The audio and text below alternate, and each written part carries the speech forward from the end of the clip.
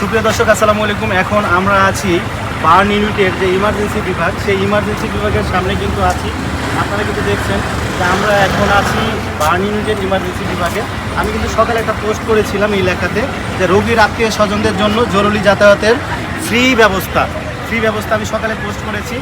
এবং একটি দুঃখজনক বিষয় আমার কাছে লেগেছে যে যারা রোগীর আত্মীয় স্বজন না, মানে সুযোগে সদ্ব্যবহার করতেছে যে ভাই আমাকে একটু নিয়ে যান এই প্রান্ত থেকে ও প্রান্ত। কিন্তু এটার প্রমাণ কি সে যে আসলে রোগীর আত্মীয় স্বজন, এটার প্রমাণ কি? এটার প্রমাণ কিন্তু আমি একজনের কাছে চাইছি কিন্তু দিতে পারে নাই।